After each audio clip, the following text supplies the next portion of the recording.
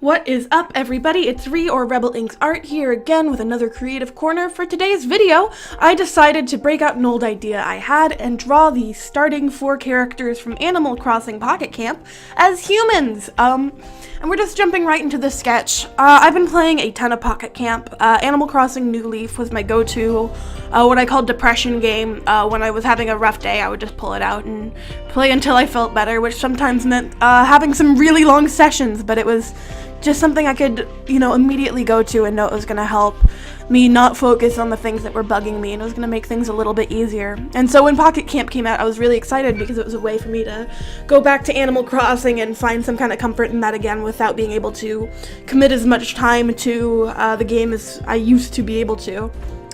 So I've been having a ton of fun with it. I've been playing a bunch. I don't remember what level I'm at right now, but I've been devoting all of my time spent on the bus to playing Animal Crossing while listening to podcasts.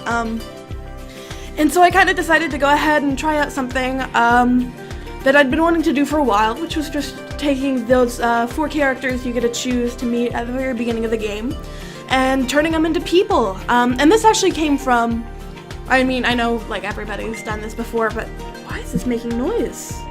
I've always had my phone on silent. I don't know how it got unsilenced. I'm sorry. I don't even know if the mic picked that up, but that just startled me. Forever ago, back when I was playing New Leaf on the 3DS, so I don't know how many years ago, but I found in one of my sketchbooks, like, I've saved all of my old sketchbooks. I'm going to be using that for a video at some point, and I was going through one of them, and I found that I had drawn all of the characters that I had in my village at the time as people, and it just kind of made me really nostalgic for that kind of comfort that I found in it back in the day.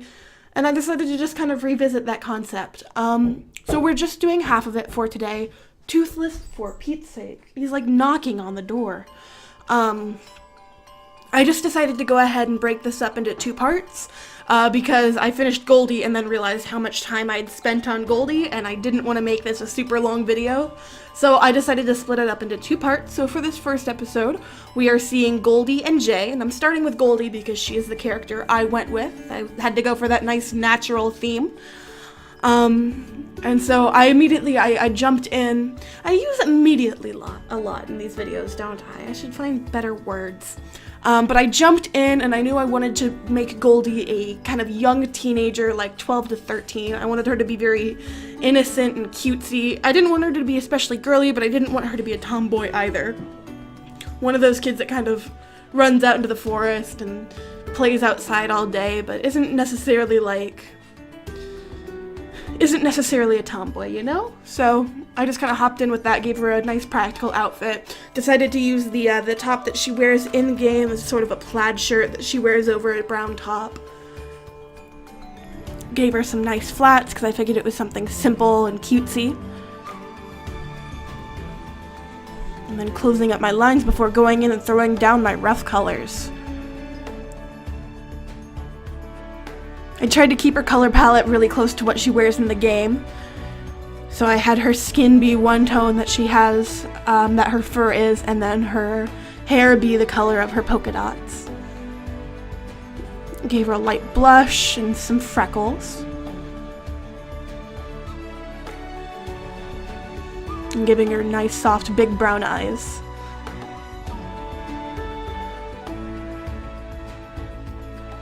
And we're just going in, cleaning up all those colors.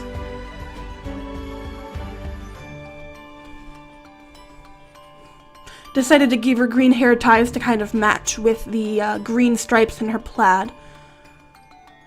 Her shirt is, in the game, is not one of my favorites. It's pretty much one of my least favorites, just because the color scheme makes no sense to me. It's ugly. I'm sorry. Maybe some folks are into it, but it is not my cup of tea. And so I had a fun little challenge trying to find a way to work it into the character while still keeping it aesthetically pleasing. I went with soft little ponytails to kind of imitate her dog ears. I almost went with braids, but I decided to go with pigtails at the last second just because I felt like it would be a bit more fitting. I wanted to keep that nice childhood innocence. And then going in with them green and orange stripes. Again, keeping it more plaid-y than the kind of crisscross X's that we see in the game. And then going in and doing some shading. I went with a deep dark orange just because I thought it would be nice and natural. It would mesh with her color scheme. And I ended up using a very similar color for Jay. Not because it goes with his color scheme too well, but because it matches his skin tone, and I wanted to keep some kind of, I guess, match to him. And finishing that up, we're heading in and doing the rough sketch on Jay. For Jay, I wanted him also to be very young, but I wanted him even younger than Goldie. I had him about 7 or 8, and I wanted him to be one of those very rough and tumble kids, because I feel like his personality matches that very well. He's small and eager and not afraid of getting cuts and scrapes in order to have his fun. And so I gave him that spiky haircut with the blue and then a red patch in the center to match his color scheme. And then covered him in band-aids. And just so you know, I'm basing all of their poses off of the poses their characters have in their amiibo cards. So that is where I got the inspiration for this. And Jay presented me with a bit of a realization that I have gotten very rusty when it comes to drawing even remotely masculine characters. I found myself struggling to make him non-feminine. Which brings to light the fact that I've been drawing too many girls and not enough guys, which is not a problem I believe in, but it is something that I need to improve in my art. So we're probably going to see some creative corners of me working on expanding my fields in that area. Gave him some Converse and some roughed up jeans. Tried to fix his foot so it wasn't super broken and resized his head so he didn't look so funky. And then we're heading in with that line art. I gave him a missing tooth because I felt like that helped his personality shine through just a little bit better.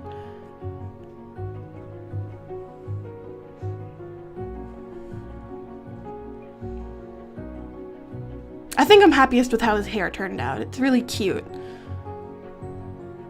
It's definitely that I just woke up out of bed, ran outside, barely brushed my hair just to appease my mother, and wanted to get on with my day. It's a look I know all too well. His hand is also a little funky, which, oh whoops. Probably could have done it a little better, but oh well.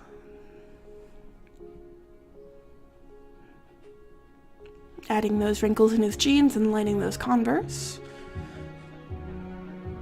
This also made me realize I do need to work on learning how to draw different kinds of shoes as well. Feet and shoes are something I definitely need practice on. Then heading in with those rough colors. Doing that blue and red, picking a skin tone that I thought would bring out the colors that we're going to be using. Whoops. And after having marked out all those rough colors, I'm going ahead and cleaning things up. Gave him dark brown eyes to match the fact that his eyes are completely black in-game.